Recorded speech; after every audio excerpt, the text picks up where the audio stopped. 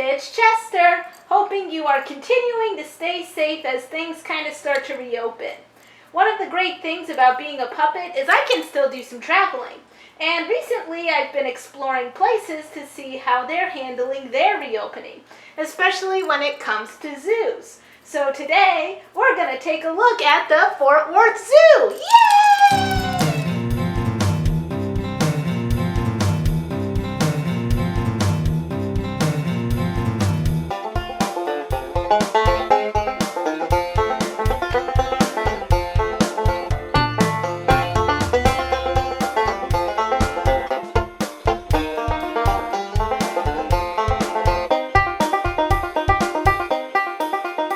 The Fort Worth Zoo in Fort Worth, Texas was founded in 1909 with just a handful of animals and is now home to over 540 native and exotic species.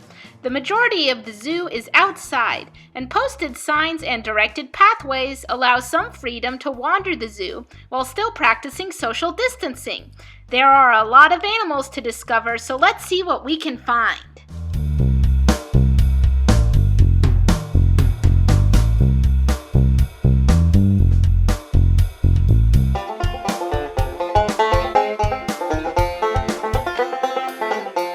One of the first areas we discovered was Asian Falls. Opened in 1992, this area leads you through lands where Malayan tigers, striped hyenas, rhinos, birds, and Asian elephants dwell. Currently, the Asian elephant exhibit was being remodeled, so we didn't get a good look at them. But it's always exciting to see a zoo work hard to build a better environment for their animals.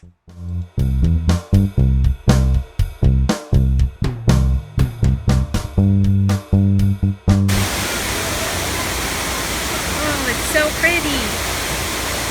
Where is he? He's in the back. Oh, okay.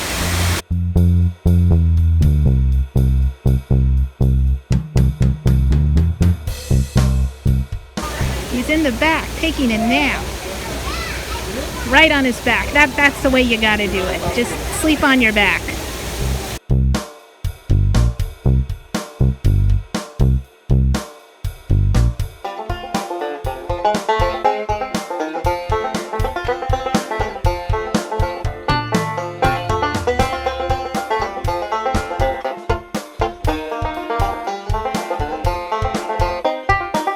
Next up are the large variety of birds. Raptor Canyon is home to numerous raptor species, like the harpy eagle, the bald eagle, the American condor, and the king vulture. Each exhibit is built for height, allowing plenty of space for the birds to fly around. Some areas of the canyon bridge go right over your head, so you never know where these amazing birds might be lurking as you wander through their world.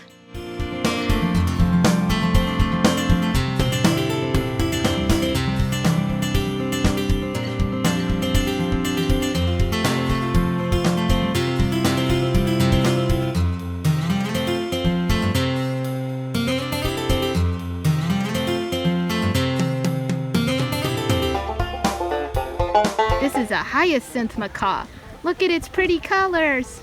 It's so blue. Ba ba dee ba da da boo da ba dee da boo da. Okay, let's go.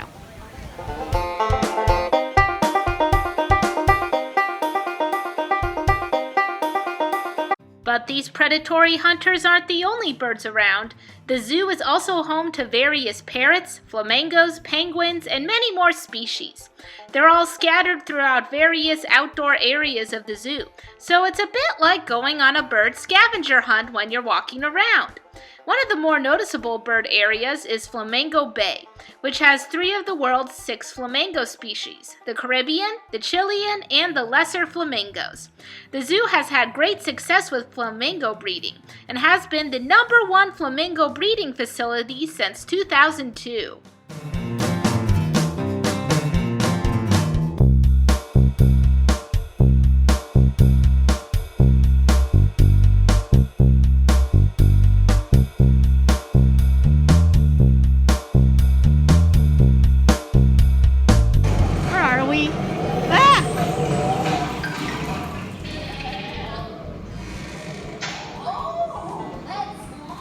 I thought we were in a zoo. What happened? Texas is a huge state, and a huge state includes lots of numerous natural wildlife. You're greeted at the end of a long walk with Texas Wild, an area solely focused on animal species you might find in Texas. This space is filled with interactive experiences to help teach you about wildlife conservation, encouraging kids and adults to learn to be proper stewards to the Texas land. A lot of the interaction wasn't turned on in order to discourage touching anything, but it was still a cool area to stumble across. Mainly because we were the only ones there. Is Wild Texas supposed to feel so empty?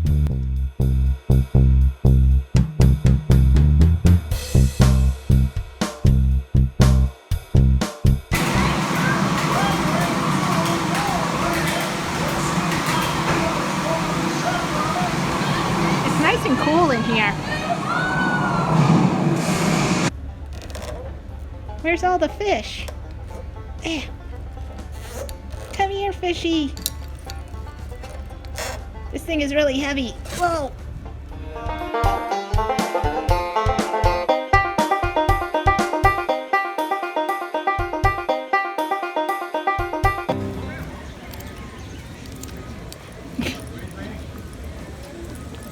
Bouncy, bouncy, bouncy, bouncy, bouncy, bouncy, bouncy, bouncy. Are you done? Yes.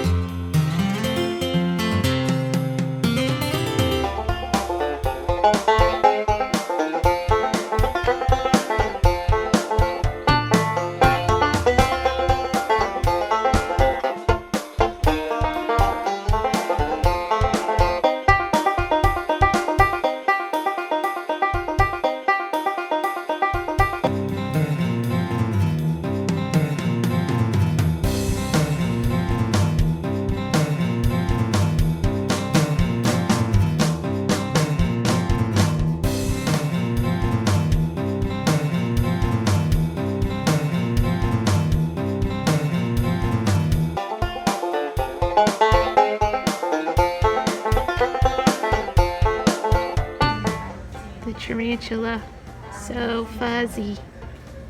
Are we sure it's alive? It's not moving. Oh no, it's definitely alive. Ugh. Okay, let's go.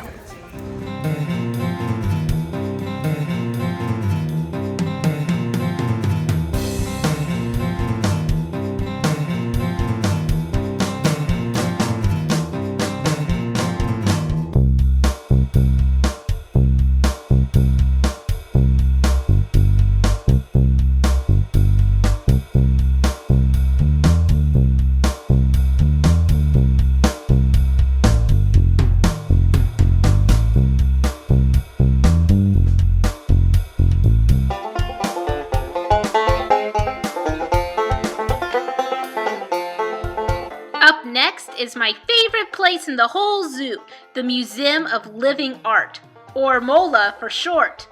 This is a 30,000 square feet herpetarium, home to more than 250 amphibian and reptile species, representing at least 5,700 animals. Since this is an indoor and outdoor space, there is a distinct entrance and exit to keep everyone heading in the same direction, and the entrance is something to behold, with a more than 15-foot-long saltwater crocodile. As you can tell, the place is jam-packed of so many different animals, but some of the most noticeable ones are the Burmese python, fly river turtles, yellow-spotted climbing toads, and a king cobra. I personally like any little creature that likes to interact with me. These guys sure are curious. Some of my personal favorites are the beaded lizards, the leaf-tailed geckos, and the squishy-looking frogs and toads. Spiny leaf insect. Where are they? Oh wait, they're the leaf. I get it now.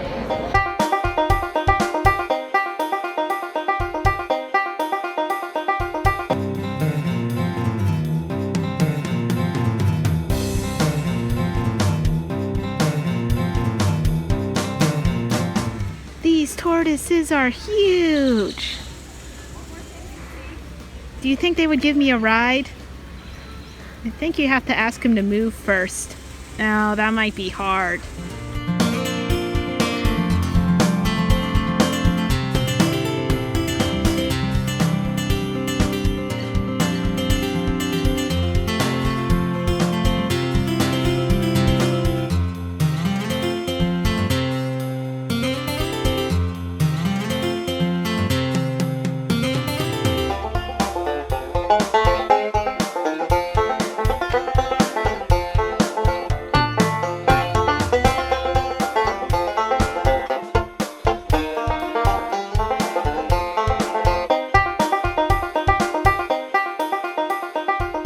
On the other side of the zoo is their African Savanna, 10 acres of exhibit mimicking an African grassland environment, with giraffes, springbok, and ostriches all hanging out together. There's also a separate exhibit for black rhinos, and a 70-foot-long underwater exhibit for Nile hippos, allowing visitors to see these ginormous creatures hang out under the water.